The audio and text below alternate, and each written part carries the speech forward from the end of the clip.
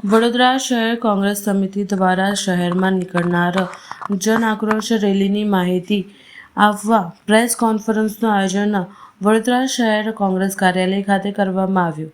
ગુજરાત પ્રદેશ કોંગ્રેસ સમિતિ દ્વારા સમગ્ર ગુજરાતમાં જન આક્રોશ રેલીનું આયોજન કરવામાં આવ્યું છે, જે અંતર્ગત આવતીકાલે આ યાત્રા વડોદરા શહેરમાં અલગ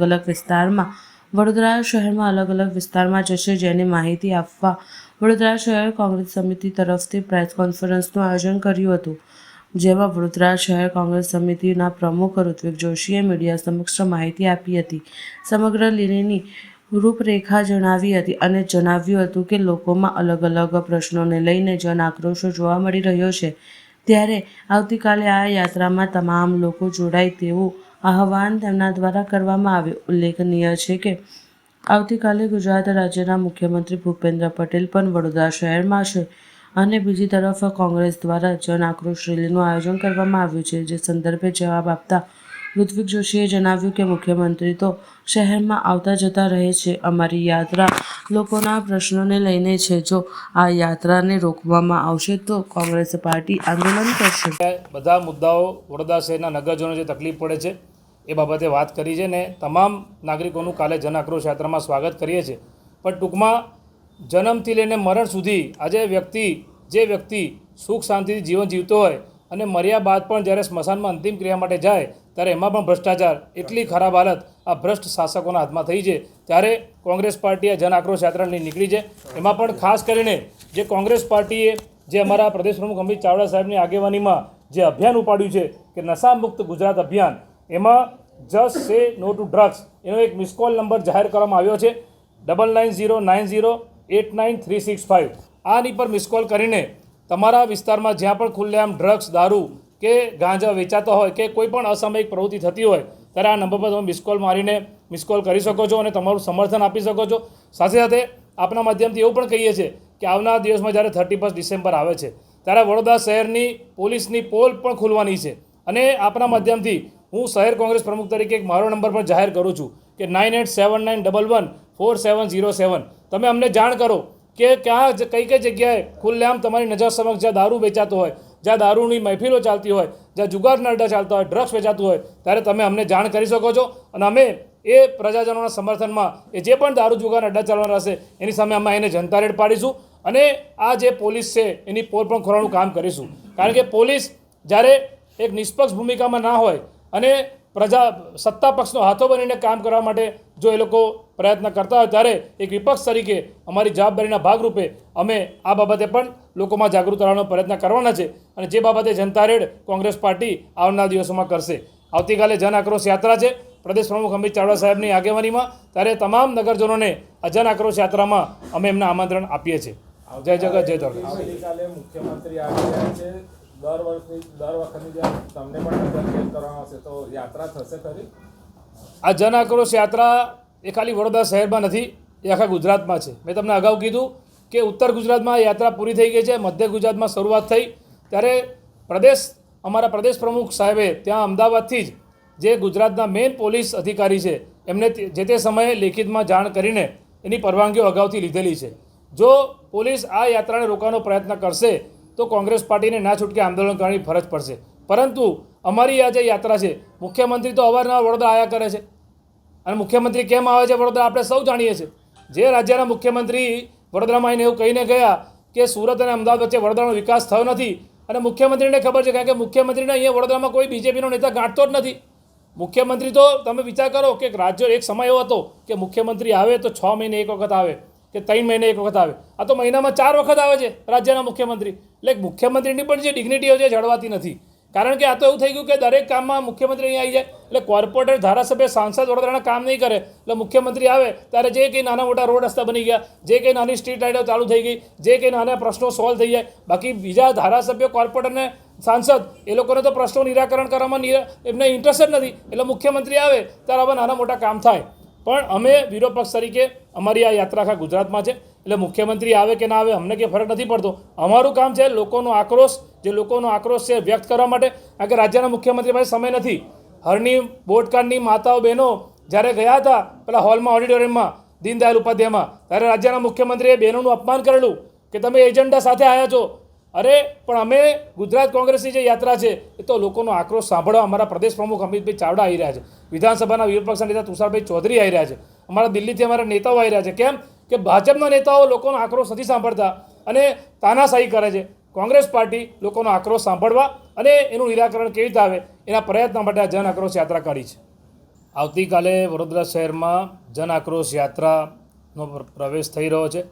ગુજરાત પ્રદેશ કોંગ્રેસ સમિતિના પ્રમુખ આદરણીય અમિત ચાવડા સાહેબ, વિધાનસભા વિરોધ પક્ષના નેતા તુષારભાઈ ચૌધરી, અમારા ગુજરાત રાજ્યના પ્રભારી એઆઈસીસી જનરલ સેક્રેટરી અને રાજ્યસભાના સાંસદ એવા મુકુલ વાસનિકજી, એઆઈસીસી સેક્રેટરી અને સહપ્રભારી રામકિશન ઓઝાજી, આ તમામ આગેવાનોની આગેવાનીમાં જન આક્રોશ યાત્રા આવતીકાલે વડોદરા શહેરમાં પ્રવેશી રહી છે. વડોદરા શહેરમાં સાવલીથી આવશે અને છાણીથી એ યાત્રાની શરૂઆત થશે. છાણી ગામમાં જે સરદાર વલ્લભભાઈ પટેલ સાહેબની પ્રતિમા છે ત્યાં ફૂલહાર કરીને પ્રદેશ પ્રમુખની આગેવાનીમાં આ જન આક્રોશ યાત્રાની શરૂઆત થશે. આપ સૌના માધ્યમથી જણાવવા માંગીએ છીએ કે આ ગત 18 તારીખે જે જન આક્રોશ યાત્રાની મધ્ય ગુજરાતમાં શરૂઆત થઈ છે એ યાત્રા આજે ખેડા જિલ્લો, આણંદ જિલ્લો અને ત્યારબાદ વડોદરા જિલ્લામાંથી વડોદરા શહેરમાં આ એન્ટર થશે, જેમાં આખા વડોદરા શહેરમાં લગભગ 42 કિલોમીટરનો રૂટ છે. અલગ અલગ વિસ્તારમાં આ યાત્રા જશે અને યાત્રાનું જે નામ છે જન આક્રોશ, એમાં અલગ અલગ જે પોઈન્ટ રાખ્યા છે, અલગ અલગ વિસ્તારમાં જે વડોદરાના નગરજનોને જે તકલીફ પડી રહી છે એમાં અલગ અલગ મુદ્દા પર ત્યાંના જે સ્થાનિકો છે એ 1 થી 2 મિનિટ કે 3 મિનિટ સુધીની પ્રદેશ પ્રમુખ સાહેબ સાથે એ લોકો એમનો જે આક્રોશ છે, જે એમની વ્યથા છે એ પણ વ્યક્ત કરશે. ખાસ કરીને જ્યારે સરદાર વલ્લભભાઈ પટેલની પ્રતિમાથી શરૂઆત થશે, વોર્ડ નંબર 1નો વિસ્તાર લાગે છે એટલે ત્યાં વડોદરા શહેર કોંગ્રેસ સમિતિ દ્વારા ત્યાં સ્વાગત કરવામાં આવશે અને મોટી સંખ્યામાં બધા યુવાન મિત્રો અને મહિલાઓ સાથે બાઇક રેલી સ્વરૂપે એ યાત્રાની ત્યાંથી શરૂઆત થશે.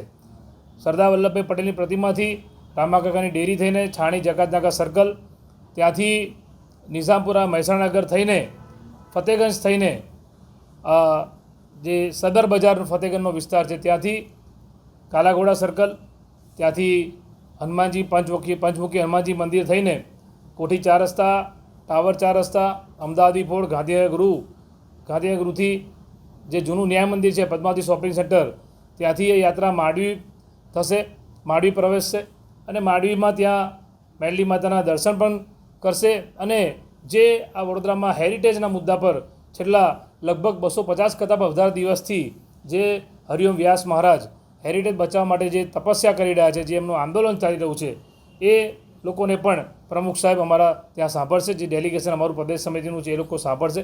ત્યાંથી આગળ ફતેપુરા થઈને સંગમ 4 રસ્તા, કિશનવાડી 4 રસ્તા, મહાવીરોલ 4 રસ્તા, ઉમા 4 રસ્તા, કલાદર્શન 4 રસ્તા અને પરિવાર 4 રસ્તા થઈને વ્રજ પાર્ટી પ્લોટ ખાતે ત્યાં આખી અમારી આ જે યાત્રા છે એનું ત્યાં બપોરનું રોકાણ હશે અને ત્યાં એક અમારી પબ્લિકની જે સભા છે, જે લોકો જે વ્યથા છે લોકોની છે, તમામ ત્યાં ભેગા થવાના છે અને ત્યાં આ જન આક્રોશ યાત્રાનું એક મિટિંગનું પણ આયોજન કરવામાં આવ્યું છે. બપોરના રોકાણ બાદ લગભગ 4-4:30 પછી એ યાત્રાની ત્યાંથી શરૂઆત થશે અને એ યાત્રા સોમા તળાવ 4 રસ્તા થઈને જૈની સ્કૂલ પ્રતાપનગર બ્રિજથી બરોડા ડેરી 3 રસ્તા અને ભવન સ્કૂલથી જમણી બાજુ વળીએ એટલે તુલસીધામ 4 રસ્તા અને ત્યાંથી માજાપુર ગામ થઈને જે લક્ષ્મીનારાયણ મંદિર છે, અવધૂત ફાટક, ત્યાંથી મુજમહુડા જશે.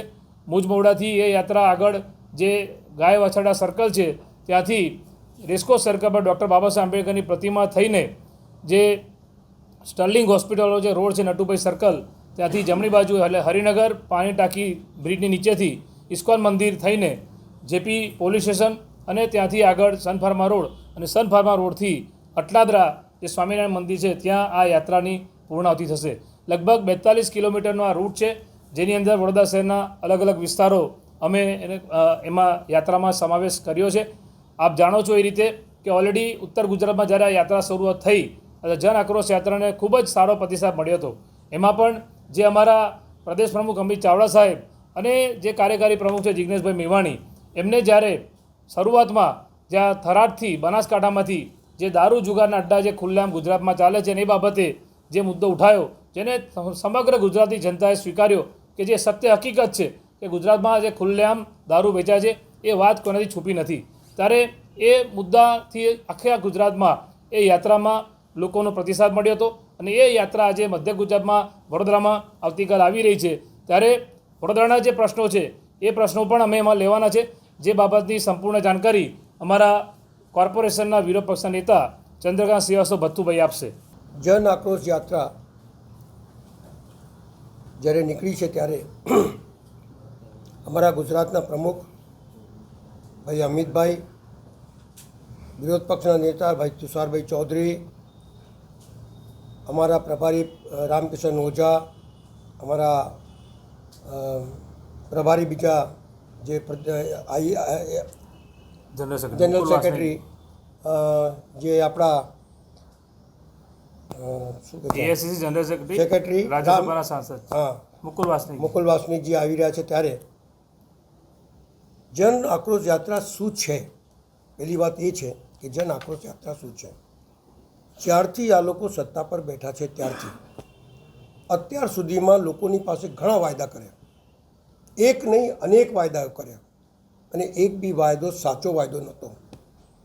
ચાહે પછી એ 15 લાખ રૂપિયાની વાત હોય, 2 કરોડ યુવાનોને નોકરીની બાબત હોય, ચાહે ગમે તે બાબત હોય, નરું જૂઠ બોલવાનું જે સિસ્ટમ ચાલતી હતી, જે કોંગ્રેસે સિસ્ટમ બનાવેલી, એ તમામ સિસ્ટમો તોડી નાખીને કોંગ્રેસને બદનામ કરવા સિવાય બીજું કોઈ કામ જ નથી કર્યું.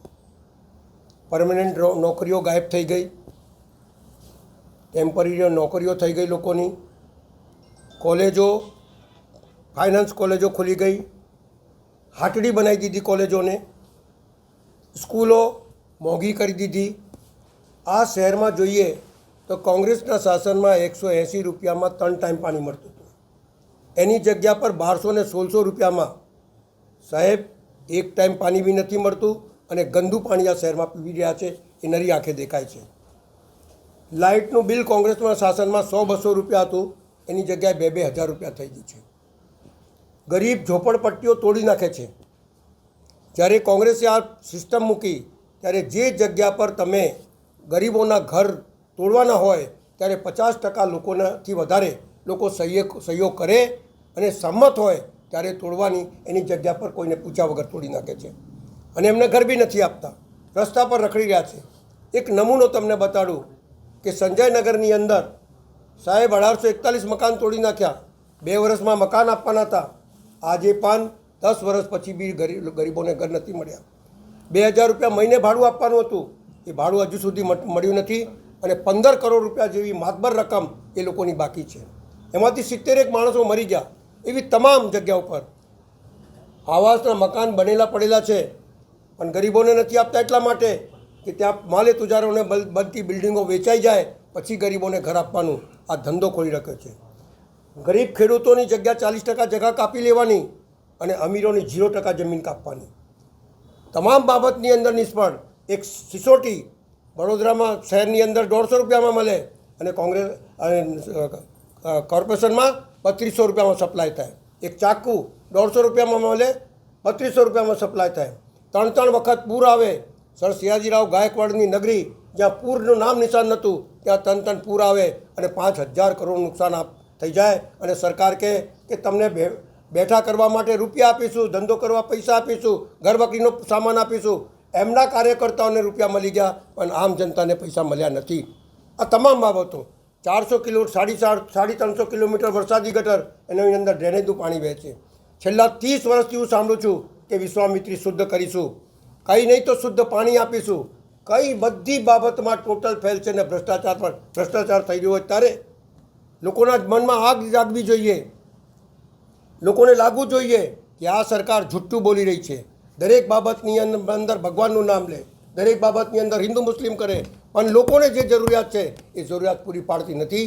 એટલા આપના માધ્યમથી લોકોને કહેવા માગું છું કે તમારા ઉપર પડતી તકલીફો, તમને જૂઠા વાયદાઓ, તમને હેરાન કરતી આ સરકાર ઈડી અને એની પોલીસ ખાતાની રેડો પાડે, કોઈ માણસ સાચું બોલી ના શકે. એક હરણીકાંડની અંદર બચારા 12 બાળકો નિર્દોષ મરી ગયા, 2 શિક્ષિકાઓ મરી ગયા, એ રજૂઆત કરવા જાય તો એમના પર પોલીસ કેસ થાય.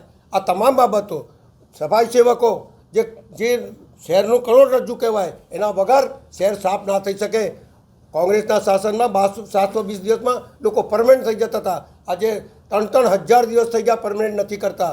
ટેમ્પરરી નોકરી કરી દીધી, કોન્ટ્રાક્ટ પદ્ધતિ કરી દીધી. આ શહેરનું સત્યાનાશ પાડી દીધું. સર સયાજીરાવ ગાયકવાડની નગરી જે આખા દુનિયામાં પ્રખ્યાત હતી, આખા હિન્દુસ્તાનમાં પ્રખ્યાત હતી, જ્યાં સૌથી પહેલાં પાણી વગર વીજળીએ ગ્રેવિટીથી આવતું હતું, એ પાણી પણ હવે બંધ થઈ ગયું. આમની બનાવેલી તમામ નળિકાઓ 10 વર્ષ 15 વર્ષમાં તૂટી જાય છે. કોંગ્રેસના શાસનમાં આવાસ બનેલા છે, આજે બી ચાલે છે, પણ માધવનગર 11 વર્ષમાં પડી જાય અને 11 માણસ મરી જાય. આવી સિસ્ટમ જે પેદા કરી છે, દરેક કામોમાં ભ્રષ્ટાચાર છે અને કોન્ટ્રાક્ટરો હાવી થઈ ગયા હોય. તારે શહેરના નાગરિકોને કહેવા આવું છું કે તમને ગુસ્સો નથી ચડતો? મા અંબાની આરાધના સાધના જે આપણે કરીએ છીએ, એની અંદર આપણે નમન કરીએ છીએ. લોકો એની બાધા માનતા હોય અને એ બી મજાક બનાવી દીધું. કરોડો રૂપિયાના ખર્ચો કરે અને મજાક બનાવીને મૂકી દીધો હોય. ત્યારે ધર્મના નામે ચાલનારા લોકો 100 રૂપિયામાં ગાય છૂટી જતી હતી કોંગ્રેસના શાસનમાં. પકડે એટલે એને 15 રૂપિયા ઘાસનો હતો, અત્યારે 5,000 રૂપિયા દંડ થઈ ગયો. લારીવાળા 100 રૂપિયા કોંગ્રેસના શાસનમાં દંડ હતો, 2,500 રૂપિયા કરી દીધું. આ તમામ બાબતો દિવસે દિવસે આ શહેરની અંદર ક્રાઇમ વધતું જાય છે. જગ્યા પર તમે જુઓ, ચરસ ગાંજા વેચાતું હોય. ત્યારે આ શહેરને સુરક્ષિત રાખવી, આ શહેરને ફરતી મહારાજા સયાજીરાવ નગરી બનાવી હોય અને જે ભ્રષ્ટાચાર કરે છે એને ખુલ્લું પાડવા હોય, તો તમામ નાગરિકો આ જન આક્રોશ રેલીમાં જોડાય અને આ સાચી દિશા, સાચી વાત કરે અને આ સત્તા પર બેઠેલા લોકોને ઉખાડી ફેંકવા માટે આગળ વધે. એ જ અભ્યર્થના સાથે આપને આ વાત કરવા માંગુ છું.